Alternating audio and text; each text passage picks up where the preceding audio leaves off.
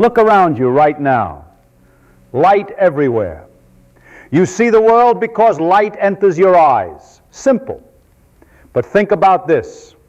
Right now, light from every object in this room is traveling in every direction. When you look at something, light from that object reaches your eyes. At the same time, light from you is reaching that object. Light is crisscrossing everywhere, overlapping, passing through the same space. How does that work? How can billions of light rays go in all directions without everything getting mixed up? How do you see a clear image when this chaos is happening? And that's just visible light. Right now, radio broadcasts are passing through this room. Television signals, heat radiation from your body, radar from airplanes, X-rays from space, all traveling through the same space, through you, simultaneously. All the same thing as light, just different wavelengths. So what is light, really? Not the answer you learned in school. That's incomplete, possibly wrong in ways that matter. The real answer, what light actually is and how it travels from one place to another, is so strange, so unlike anything in everyday experience, that when you finally understand it, the whole world looks different. Let me show you.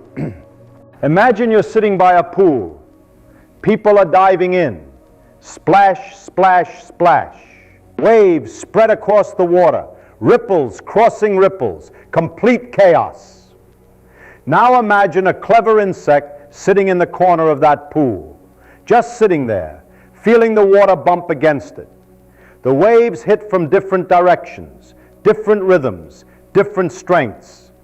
Could that insect, just from feeling those waves, figure out what's happening in the pool? Could it tell who jumped in, where they jumped, when they jumped, what's happening all over the pool? Sounds impossible, but yes, in principle, all that information is in the waves.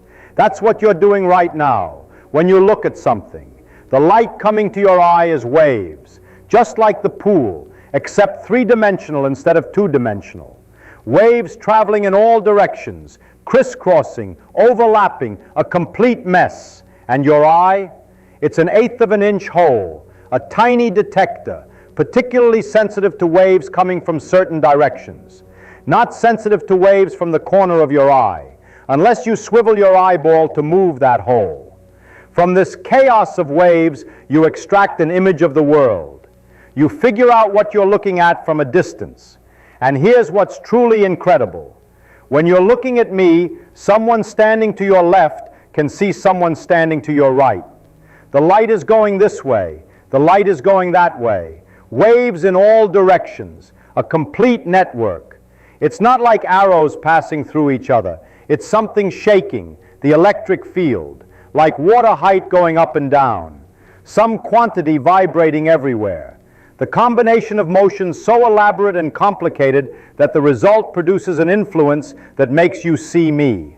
At the same time, completely undisturbed by the fact that there are influences making that other person see someone else entirely. There's this tremendous mess of waves all over space, light bouncing around the room, going from one thing to another. Most objects don't have eighth-inch holes to detect it, so they're not interested. But the light is there anyway, bouncing off this, bouncing off that, all going on simultaneously. And yet we can sort it out with this little instrument called an eye, the invisible ocean. But that's just visible light, the waves your eye detects. Think about those pool waves again. Some are big, some are small, some are slow, long swells, some are quick, short ripples. Your hypothetical insect might only study waves between certain sizes. Turns out the eye only uses waves between certain lengths too, except those lengths are tiny, about 100,000th of an inch. What about the longer waves, the slower swells? Those represent heat. We feel them. Infrared radiation, Our eyes don't see them, but they're there. Pit vipers, snakes in the desert, have a special organ that can see these longer waves. They can pick up mice radiating body heat, see them in complete darkness by detecting infrared. We can't do that. Our eyes aren't built for it. And the waves get longer, much longer. Radio waves. Same thing as light. Exactly the same kind of wave, just longer, much longer. Which means right now, sitting where you are, there's not only the light making you see this page, there's also information from radio stations. Moscow radio broadcasting at this very moment.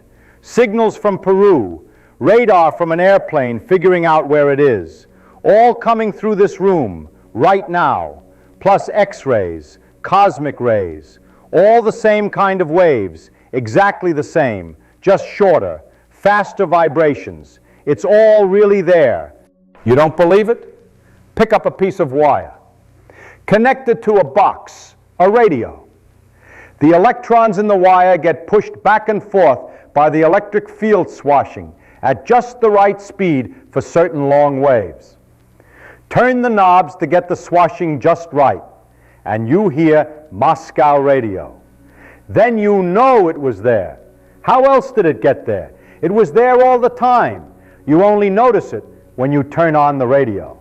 All these things going through the room at the same time. Everybody knows this. But you have to stop and think about it to really get the pleasure, the inconceivable nature of it all. For centuries, people argued about what light really is. Newton said light is made of particles, little bullets shooting through space. Corpuscles, he called them. That's why light travels in straight lines. That's why you can't bend it around corners. Huygens disagreed. Light is a wave, he said, like sound, like ripples in water. Waves spread out. Waves interfere with each other. They couldn't both be right, could they? The argument raged for 200 years. Then came experiments that seemed to settle it. Shine light through two narrow slits. What do you see on a screen behind them? If light were particles, you'd see two bright strips, bullets going through slits. But that's not what happens. You see a pattern, bright bands and dark bands, interference, exactly what waves do when they overlap. When two wave crests meet, you get brightness. When a crest meets a trough, they cancel, darkness. Light must be a wave, case closed. Except then someone built a detector sensitive enough to catch individual photons. And what happened? Click, click, click. Individual arrivals, like bullets, like particles. But wait, send them through one at a time. Surely a single particle can't interfere with itself. It does. One photon at a time, and the interference pattern builds up. Each photon seems to go through both slits, like a wave. So which is it, wave or particle? Here's what most people won't tell you. It's neither. Light is not a wave. Light is not a particle. Light is light. We don't have a word for it because we don't have anything like it in everyday experience. We try to describe it using familiar concepts, waves, particles, but those are just approximations, crutches for our imagination. The reality is stranger. Photons are real, individual quanta of light. You can count them. They make detectors click. But they don't behave like little bullets. They behave according to quantum mechanics, which means they explore all possible paths simultaneously, like waves spreading out. When you try to observe which slit a photon goes through, the interference pattern disappears. The wave behavior vanishes. You get particle behavior instead. Not because photons are sometimes waves and sometimes particles, but because asking which slit is asking a particle question. And when you ask particle questions, you get particle answers. The photon doesn't decide to be a wave or a particle. It's always itself, a quantum object. What changes is how we choose to measure it. This isn't philosophy. This is how nature actually works. And it's far stranger than anyone imagined. So if light isn't particles flying in straight lines, why does it go straight? Here's where things get beautiful. Light takes the path of shortest time. That's Feynman's principle, discovered in the 1650s. Out of all possible paths light could take from point A to point B, it takes the one requiring the least time. Sounds simple, but the consequences are extraordinary. Why does light go straight in air? Because a straight line is the shortest distance. And if light travels at constant speed, shortest distance means shortest time. Why does light bounce off a mirror at equal angles? Because that's the path of shortest time between source, mirror, and destination. You can prove it with geometry. The quickest way to get from point A to a mirror and then to point B is to hit the mirror at exactly the angle where the two angles are equal. Now here's where it gets interesting. What happens when light goes from air into water? In water, light travels slower, about 25% slower than in air. So if you're on land and someone's drowning in the water, what's the fastest way to reach them? Straight line? No. You run faster than you swim. So you should run a bit farther on land, even though it's a longer path, to spend less time swimming. That's exactly what light does. It doesn't go straight when entering water. It bends. It travels farther in the fast medium to spend less time in the slow medium. This bending is called refraction. The mathematics works out perfectly. The angle of bending depends on the ratio of speeds in the two media. This is Snell's law. But Feynman's principle explains why Snell's law works. Once you understand that light takes the path of shortest time, all sorts of strange phenomena make sense. Mirages on hot roads. You see what looks like water on the pavement ahead, but when you get there, dry as a desert. What you're seeing is skylight reaching your eye by a curved path. How? The air just above the hot road is hotter than the air higher up. Hot air is thinner than cool air. Light travels faster in thin air than in dense air. So instead of coming straight down from the sky to the road, the light can save time by curving through the region where it goes faster. It dips down into the hot layer, speeds up, then curves back up to your eye. You see sky. But the skylight is coming from the road direction. Your brain interprets that as a reflection. Water. Here's another one. When you see the sun setting on the horizon, it's already below the horizon. Earth's atmosphere is thin at the top, dense at the bottom. Light from the sun travels slower in dense air. So instead of coming straight to your eye, it curves. It stays higher in the atmosphere longer, where it travels faster, then bends down to reach you. The sun appears to be on the horizon, but it's actually already well below it. The atmosphere bends the light. We see ghosts of the sun. Now let's make something useful. A lens. Suppose we want all the light leaving point P to arrive at point P prime. Focus it. Bring it all together. Light going straight from P to P prime, fine. That's one path. But how do we make light that goes to some other point also end up at P prime? How do we focus? If light always takes the path of least time, it won't want to take all these different paths. It'll choose the fastest one. Unless we make all the times equal. That's the secret. A lens makes all paths take the same time. Here's how. Glass slows light down. So if we take a ray that would naturally go a longer distance, we can insert some glass to slow it down. Make up for the extra distance by adding extra delay. We end up with a piece of glass thicker in the middle, thinner at the edges. All paths, straight through the middle, angled through the sides, take the same time. That's a lens, a device that equalizes travel times. Same principle works for mirrors. Want to collect starlight from billions of miles away and bring it to a focus? Make a curved mirror. Shape it so that light hitting anywhere on the mirror takes the same total time to reach the focal point. That shape is a parabola. The 200-inch Palomar telescope uses exactly this principle. All optical instruments, telescopes, microscopes, eyeglasses, work by manipulating travel times, making some paths faster, some slower, to control where light goes. But here's the deepest question. How does light know which path takes the least time? Does it somehow sense the nearby paths, check them against each other, choose the best one?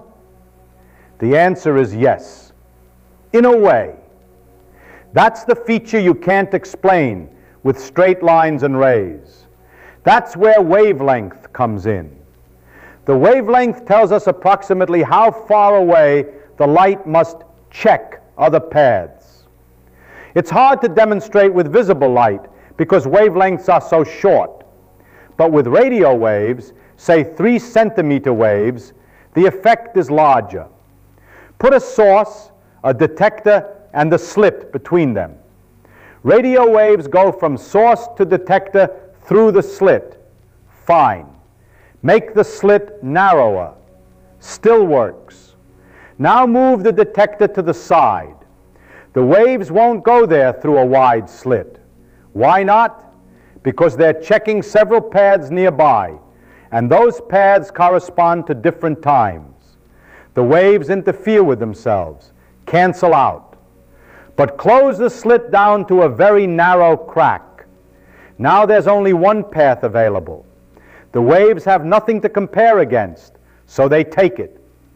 With a narrow slit, more radiation reaches the sideways detector than with a wide slit. You can do this with light, too. Here's how. Find a small, bright light, a distant street light, or sun reflection in a car bumper. Hold 2 fingers in front of one eye. Look through the crack. Squeeze your fingers together gently. The light, which was a small dot, becomes elongated, stretches into a line. And if you look carefully, you'll see fringes, bands along the edges, colors. Why? The fingers are very close together. The light spreads out at an angle. It comes into your eye from several directions instead of one. This is light not going in straight lines. Light checking nearby paths. Light behaving like a wave. So what's actually happening? What is light really doing? Here's the modern understanding. The quantum mechanical picture. Light is made of photons, real particles. Detectors click when they arrive. The brightness of light is proportional to the number of photons per second. But photons don't travel like bullets. When a photon goes from A to B, it doesn't take one path. It explores all possible paths simultaneously. For each path you draw a little arrow, a complex number. The angle of that arrow is proportional to the time that path takes. The faster the light oscillates, the more the angle rotates. That's frequency. Different paths take different times, so the arrows point in different directions. Now add up all the arrows, all possible paths. The probability that the photon arrives is proportional to the square of the length of the sum. Here's what happens near the path of least time. The time doesn't change much as you vary the path slightly. So arrows for nearby paths all point in roughly the same direction. They add up, reinforce each other.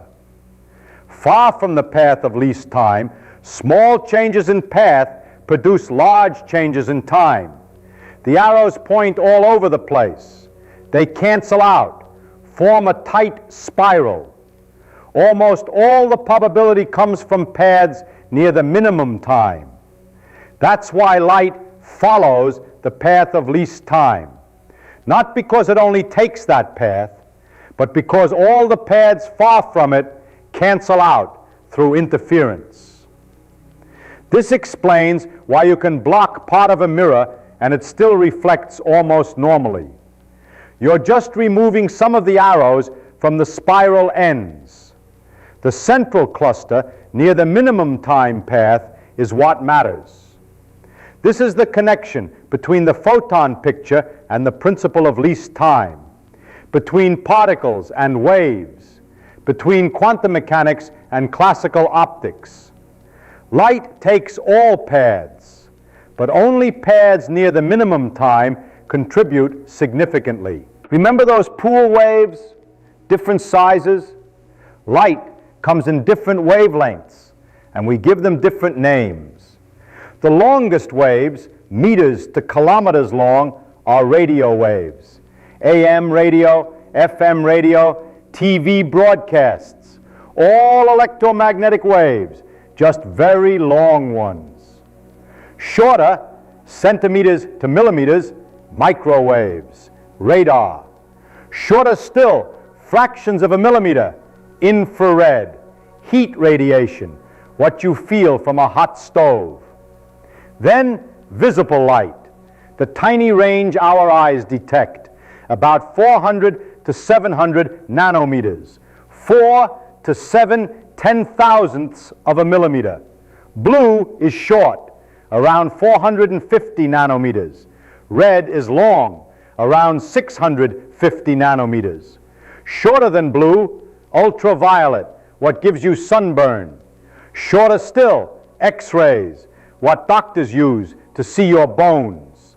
Shortest, gamma rays, from radioactive decay and cosmic events.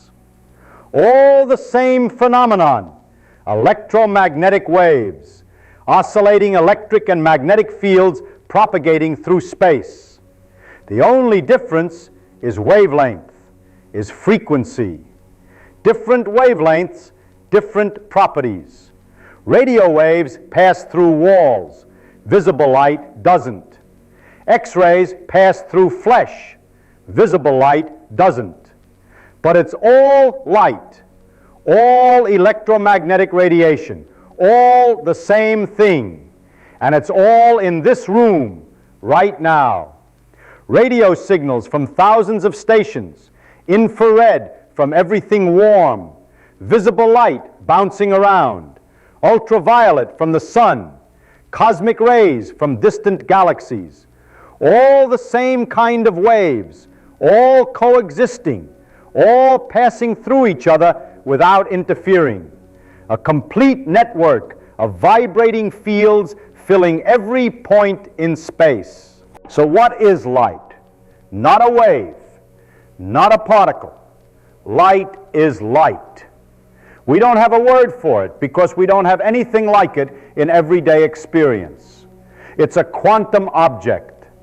When you're not looking, photons explore all paths, interfere with themselves. When you detect them, they arrive as discrete quanta, clicks in a detector. Both are real, both are true. There's no contradiction, just two aspects of the same quantum reality. We evolved to understand everyday objects, things we can hold. Light is none of those. Light is something else.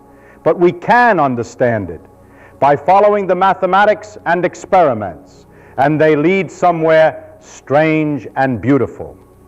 Think about what's happening right now. Photons from the sun, infrared radiation from everything warm, radio waves from hundreds of stations, X-rays from space, cosmic rays from distant stars, all passing through the same space at the same time. A tremendous mess of waves. And yet, we can sort it out. Tune a radio and hear a single station. Look and see a coherent image. Everybody knows electromagnetic waves fill space. But you have to stop and think about it to really get the pleasure, the inconceivable nature of nature itself. When you understand what light is, really understand it, the world is far stranger than it appears, far more beautiful. And that's what physics is about, expanding our intuitions to grasp nature as it actually is. That's the beauty of it, the terrible, wonderful beauty of understanding.